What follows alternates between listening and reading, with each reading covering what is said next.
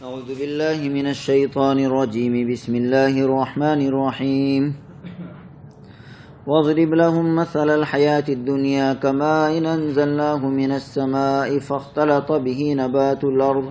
فأصبح هشيما تذروه الرياح وكان الله على كل شيء مقتدرا۔ اور ان لوگوں سے دنیاوی زندگی کی یہ مثال بھی بیان کر دو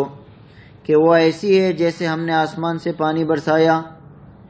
تو اس سے زمین کا سبزہ خوب گھنا ہو گیا۔ زمین خشک ہو جاتی ہے بارش آنے سے پہلے، جب بارش گرتی ہے تو کچھ دنوں کے بعد اس میں سبزہ آ جاتا ہے اور بالکل سبزی ہو جاتی ہے ہر طرف۔ پھر وہ ایسا ریزہ ریزہ ہوا کہ اسے ہوائیں اڑا لے جاتی ہے، یعنی ایک زمانہ آتا ہے پھر اس کے بعد وہ پک جاتا ہے، پک جانے کے بعد اس کا کلر بدل جاتا ہے اور کلر بدل جانے کے بعد ریزہ ریزہ ہو کر اڑ جاتا ہے۔ تو ایسی ہی دنیاوی زندگی ہے، ہم دنیا میں پیدا ہوتے ہیں، بڑھتے ہیں، ایک وقت آتا ہے طاقت آتی ہے، پہلے بچپن ہوتا ہے ماں باپ کے سہارے سے چلتے ہیں، پھر اس کے بعد طاقت آ جاتی ہے، جوانی آ جاتی ہے،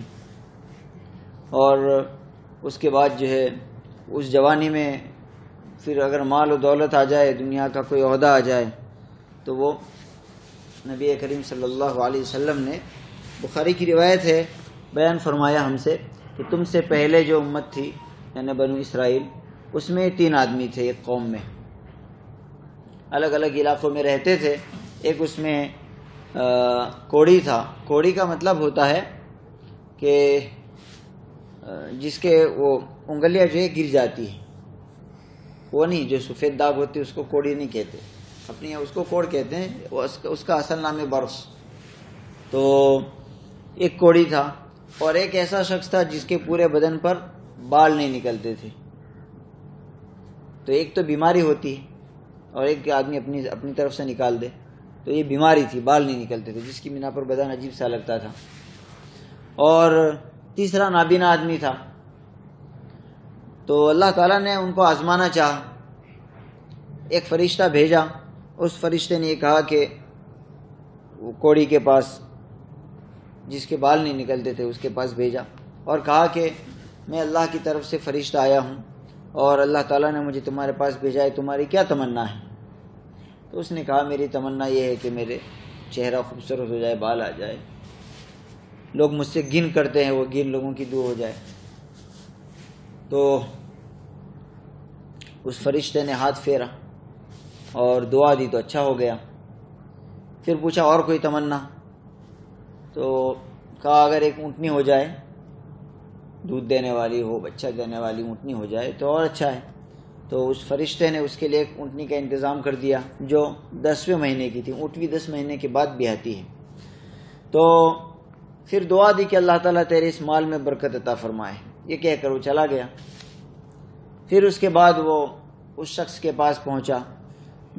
جس کو کوڑ ہو گیا تھا اور اس سے پوچھا جا کر، تو اس نے کہا کہ یہ بیماری جو ہے مجھ سے دور ہو جائے، اس کی بنا پر لوگ قریب نہیں آتے۔ تو فرشتے نے دعا کی، اس کی کوڑ دور ہو گیا، ہاتھ پیر سب اچھے ہو گئے۔ پھر پوچھا اور کیا تمنا ہے؟ تو کہا ایک گائے ہو جائے تاکہ اس سے گزران چلا سکوں۔ تو فرشتے نے ایسی گائے رکھی جو قریب تھی بیانے کے، اور اس کے بعد دعا دی کہ اللہ تعالیٰ تیرے مال میں برکت عطا فرمائے، اور چلا گیا۔ پھر اس کے بعد نابینا کے پاس گیا اور نابینا سے بھی یہی سوال کیا، تو اس نے کہا میری روشنائی آ جائے، بینائی آ جائے،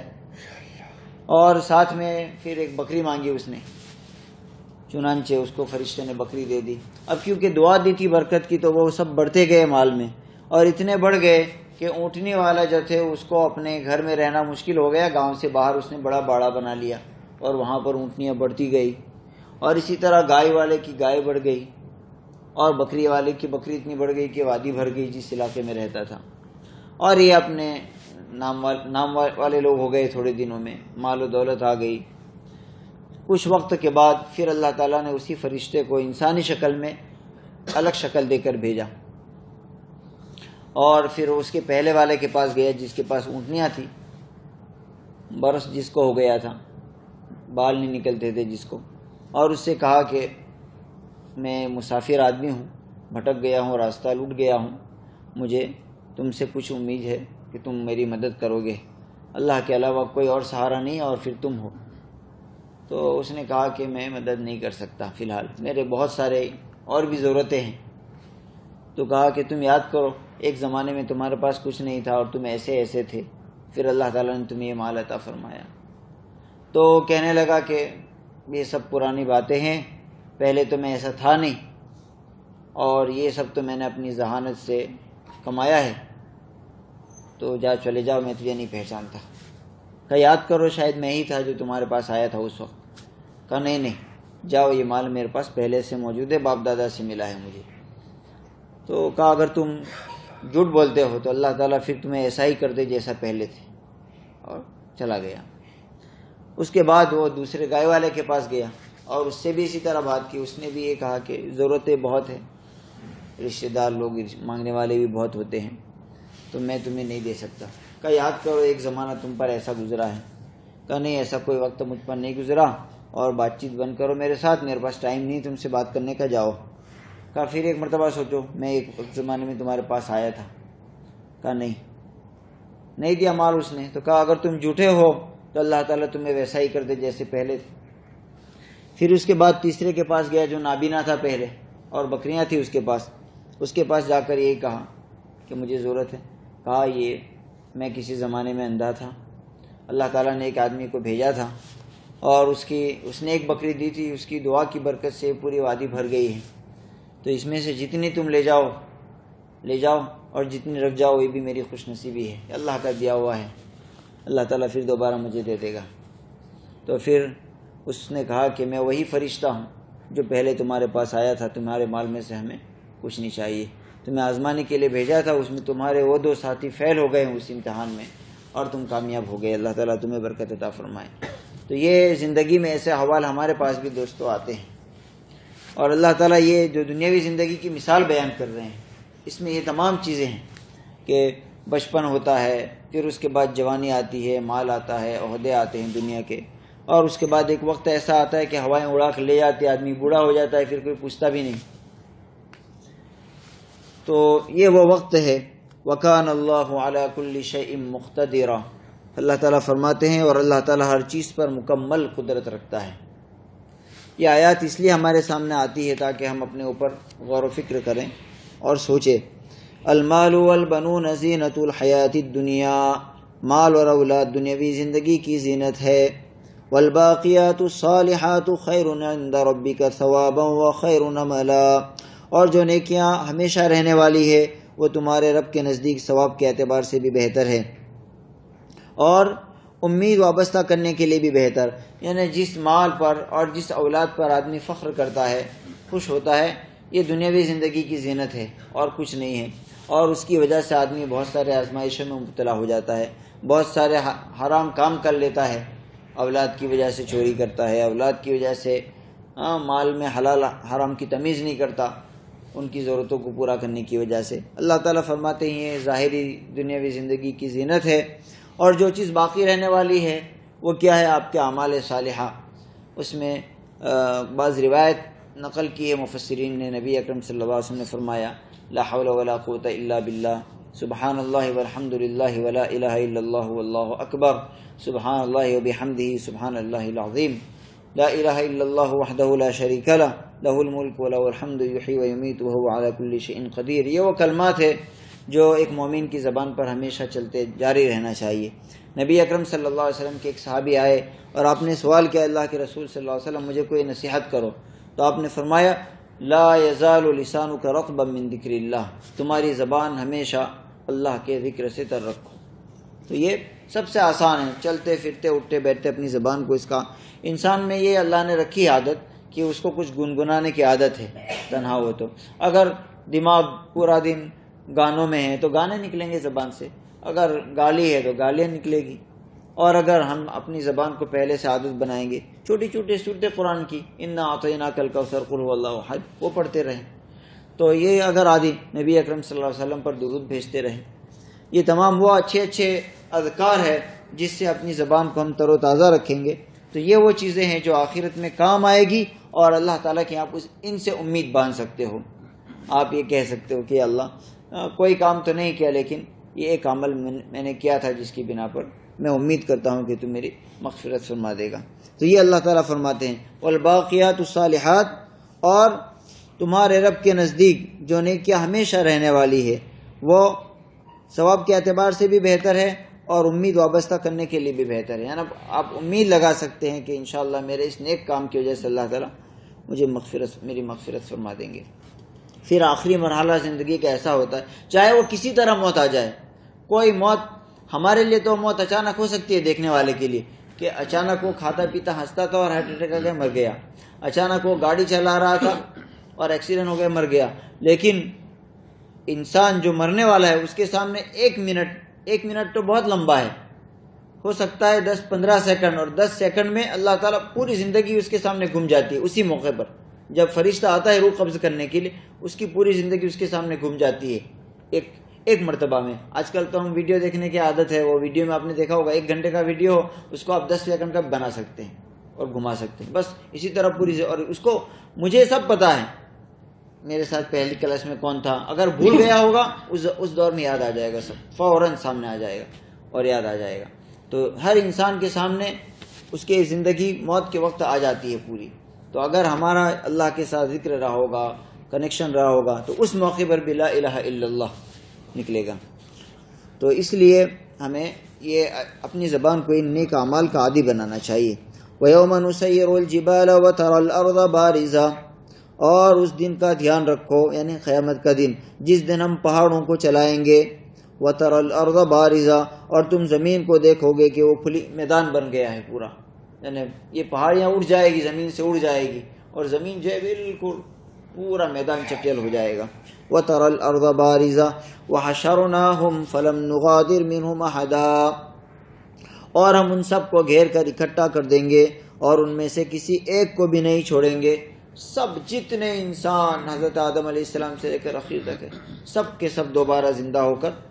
اللہ کے سامنے پیش ہو جائیں گے۔ تو اللہ تعالیٰ فرماتے ہیں اس دن کو دھیان میں رکھو، اس دن کو بھولو مت، تمہیں اس دن سب کو پیش ہونا ہے۔ وَعُرِضُوا عَلَىٰ رَبِّكَ صَفًّا،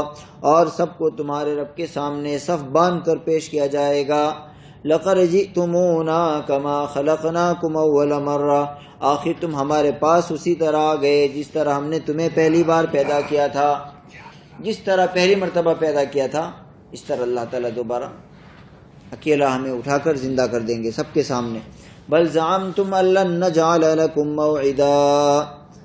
اور اس کے برعکس تمہارا دعویٰ یہ تھا، تم نے یہ گمان کر رکھا تھا کہ ہم تمہارے لیے مقرر وقت کبھی نہیں لائیں گے۔ انسان یہ سوچتا ہے کہ وقت مقرر نہیں آئے گا، لیکن یہ وقت آ جائے گا۔ کتنے بہتر انداز میں ہمیں اللہ تعالیٰ نے نصیحت کی کہ اس دن کو نہ بھولو جس دن پہاڑ اڑ جائیں گے ریزہ ریزہ ہو کر۔ آپ نے دیکھا ہوگا ریگستان میں جب ہوا چلتی ہے تیز تو چھوٹی چھوٹی چھوٹی کنکریاں جو ہے وہ اڑتی ہے، یہ اڑتی ہے، اور ایک علاقے سے آسٹریلیا کی کنکریاں اڑ کر سعودی کی، امریکہ، یہ سب جاتی ہے، ہمیں نہیں اندازہ ہوتا، لیکن اللہ تعالیٰ کا یہ نظام ہے۔ اسی طرح پرندے بھی ایک جگہ سے دوسری جگہ سفر کرتے ہیں، یہ اللہ کا پورا نظام ہے جو چل رہا ہے۔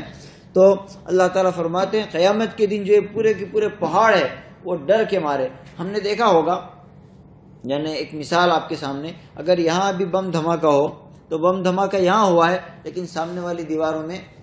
پھٹن آ جائے گی،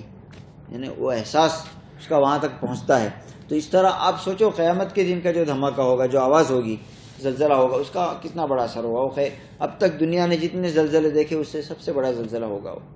تو پہاڑ جو ہے وہ ریزہ ریزہ ہو جائیں گے اور اڑ جائیں گے، اور اللہ تعالیٰ فرماتے ہیں ہم تم سب کو جمع کر دیں گے، کوئی شخص غائب نہیں رہ سکے گا اس دن کی حاضری سے اللہ کے سامنے۔ اور پھر تمہیں اللہ تعالیٰ جیسے پیدا کیا تھا، ایک تو اکیلے پیدا ہوئے تھے ماں کے پیٹ سے، بغیر کپڑوں کے پیدا ہوئے تھے، تو قیامت کے دن بھی اسی طرح ہم اٹھائے جائیں گے۔ بالکل ختنہ کی جو چمڑی ہماری نکل کر چلی گئی تھی وہ بھی دوبارہ واپس آ جائے گی، ایسی حالت میں اللہ تعالیٰ اٹھائے گا دوبارہ۔ اور تم نے یہ گمان کر رکھا تھا کہ ہم تمہیں دوبارہ جمع نہیں کریں گے، لیکن یہ دن تمہیں آ کر رہے گا۔ نبی اکرم صلی اللہ علیہ وسلم اپنے خطبات میں فرمایا کرتے تھے، خدا پاک کی قسم تم ایسے ہی مر جاؤ گے جیسے تم سو جاتے ہو، اور تمہیں دوبارہ ایسے ہی زندہ کیا جائے گا جیسے تم سو کر بیدار ہو جاتے ہو۔ تو یہ ہمارے سامنے یہ آیت اس لیے آتی ہے تاکہ ہم اس دنیا کے دھوکے سے نکل کر آخرت کی تیاری میں لگیں۔ وَوُضِعَ الْكِتَابُ، اور پھر کیا ہوگا جب سب کو جمع کر دیا جائے گا تو، اور پھر اعمال کی کتاب سامنے رکھ دی جائے گی، نامہ اعمال سامنے آ جائے گا۔ فَتَرَى الْمُجْرِمِينَ مُشْفِقِينَ مِمَّا فِيهِ، چنانچہ تم مجرموں کو دیکھو گے کہ وہ اس کے مندرجات سے خوف زدہ، یعنی اس میں جو کچھ لکھا ہوا ہے ڈر رہے ہوں گے دیکھ کر۔ فَتَرَى الْمُجْرِمِينَ مُشْفِقِينَ مِمَّا فِيهِ وَيَقُولُونَ يَا وَيْلَتَنَا مَا لِهَذَا الْكِتَابِ، اور کہہ رہے ہوں گے ہائے ہماری بربادی، یہ کیسی کتاب ہے جس نے ہمارا کوئی چھوٹا بڑا عمل نہیں چھوڑا، یعنی ہر عمل اس میں لکھا ہوا ہوگا، ہر عمل کو اس نے ما لهذا الكتاب لا يغادر صغيرة ولا كبيرة الا احصاها، جس کا پورا احاطہ کیا ہے، ہر عمل ہمارا لکھا ہوا ہے۔ ووجدوا ما عملوا حاضرا، اور وہ اپنا سارا کیا دھرا، یعنی سارے اعمال جو انہوں نے کیے تھے وہ اپنے سامنے موجود پائیں گے۔ ولا يظلم ربك احدا، اور تمہارا پروردگار کسی پر کوئی ظلم نہیں کرے گا۔ پہلے زمانے میں ہم یہ سوچتے تھے، اللہ تعالیٰ نے قرآن میں یہ کہا کہ جو کچھ انہوں نے عمل کیا ہوگا وہ سامنے حاضر ہو جائے گا۔ انسان جتنے عمل کرتا ہے، ہم جتنے بھی عمل کرتے ہیں وہ غائب نہیں ہیں، وہ سب موجود ہے، اور اللہ تعالیٰ اس پر قادر ہے کہ وہ ہمارے سامنے حاضر کر دے اس عمل کو اصلی حالت میں۔ اور آج کی ویڈیو ریکارڈنگ نے یہ ثابت کر دیا، اگر ہم نے بچپنے میں کوئی حرکت کی ہے اور کسی نے ریکارڈ کر لی ہے تو موجود ہے۔ اب آپ سوچو، انسان کے مر جانے کے بعد وہ چلا جانا چاہیے یہ سب، لیکن وہ وہاں موجود ہوتا ہے۔ یہ تو انسان نے کیچ اپ کر لیا اس لیے نا، لیکن جو کیچ اپ نہیں کیا، کیا وہ غائب ہو گیا؟ وہ اللہ کی قدرت سے غائب نہیں ہوا ہے، میرا اور آپ کی قدرت سے غائب ہے۔ انسان جتنی بات چیت کرتا ہے، جتنے اعمال کرتا ہے، وہ سب فضا میں موجود ہے اندر۔ اللہ ہو سکتا ہے ابھی نہیں، کیونکہ ٹیکنالوجی کا دور ہے، آگے چل کر ایسا زمانہ آ جائے کہ یہ سائنس اس میں قابو پالے کہ انسانوں کی جو آوازیں ہیں اوپر، وہ آوازیں جو ہے وہ الگ الگ کر سکے۔ ابھی اوپر جو ہے ایسی ہے، کوئی ابھی ہم لوگ یہاں قرآن پڑھ رہے ہیں وہ سب مل کر زور سے، باہر سننے والا ایسا سنے گا کہ کوئی گنگنا شور ہو رہا ہے، لیکن جب یہ ہر ایک کے قریب آ جائے گا تو اس کو آواز آئے گی صاف ستھری، ہر ایک کے پاس کان لگا کر۔ تو یہ آوازیں اوپر ایسے ہی موجود ہے سب، یعنی ہو سکتا ہے آئندہ چل کر انبیاء کرام علیہ السلام کی آوازیں انسانوں کے سامنے آ جائے کہ محمد رسول اللہ صلی اللہ علیہ وسلم ایسا بولتے تھے، دیکھو یہ محمد رسول اللہ کی آواز ہے۔ اتنا انسان پہنچ سکتا ہے، اللہ تعالیٰ نے اتنی قدرت دی ہے اس کو، کیونکہ یہ سب انسانی اعمال موجود ہے، بس یہ ہے کہ وہ الگ نہیں کر سکا ہے ابھی تک ان کو کہ کہاں ہے وہ، جبکہ اللہ تعالیٰ کے پاس یہ سب موجود ہے، اور وہ ہمارے تمام اعمال کو ہمارے سامنے پیش کر دے گا قیامت کے دن۔ اور اللہ تعالیٰ قرآن کی ایک آیت ہے، وہ تو ہمیں سمجھانے کے لیے کہا گیا ہے تمہارا حساب لیا جائے گا، ورنہ ہوگا یہ تمہارا نامہ اعمال خود حساب لگا کر بھائی 2 2 2 1 1 1 ہم نکالیں گے، بھائی 3 2 2 6 ہوئے اور 4 1 1 10 ہوئے، ہم حساب کر لیتے ہیں، بس ہمارے نامہ عمل کو دیکھ کر ہم خود فیصلہ کر لیں گے کہ ہم جنتی ہے جہنمی۔ پھر وہ اللہ کا فضل ہوگا کہ وہ اپنے فضل سے جس کو چاہے معاف فرما دے۔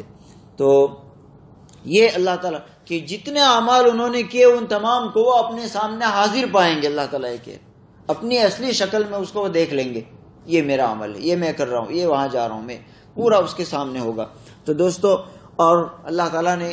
ہمیں امید باندھنے کے لیے وَلَا يَظْلِمُ رَبُّكَ أَحَدًا، تمہارا رب کسی پر ظلم نہیں کرے گا، وہاں ظلم نہیں ہوگا، قیامت کا دن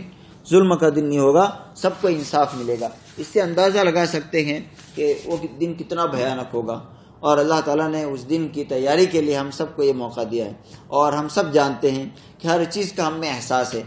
یعنی ابھی ہمیں ہمارے اوپر ابھی یہ کہا جائے کہ بھئی باہر ایک آدمی آیا 1 1 لاکھ روپے تقسیم کر رہا ہے اپنی طرف سے، تو ہم میں سے ہر اٹھ کر چلا جائے گا، اس لیے کہ سب کو یقین ہے کہ ایک چیز مل رہی ہے۔ لیکن یہی چیز ہمیں نبی اکرم صلی اللہ علیہ وسلم جب بتلاتے ہیں کہ جنت جو ہے وہ بالکل چٹیل میدان ہے، ابراہیم علیہ السلام نے مجھے یہ کہا ہے، اور یہ کہا ہے کہ اپنی امت کو یہ بات پہنچا دو، اور اس کے جو پودے ہیں وہ سبحان اللہ ہے، الحمدللہ ہے، اللہ اکبر ہے، جتنے زیادہ بوؤ گے اتنے وہاں پر پالو گے۔ تو یہ باتیں ہماری سمجھ میں نہیں آتی، لیکن جب آخری وقت آئے گا تو یہ سب حقائق سامنے آ جائیں گے، لیکن وہ وقت ہوگا کہ اس کے بعد تو کوئی بات پچھتاوا اور شرمندگی کسی کام کی نہیں ہے۔ تو اللہ تعالیٰ سے دعا فرمائے، اللہ تعالیٰ ہم سب کو یہ جو ہے، اللہ تعالیٰ ہمیں بار بار جو کہہ رہے ہیں آخرت کی تیاری کرنے کا، اللہ تعالیٰ ہمیں اس کی تیاری کرنے کی توفیق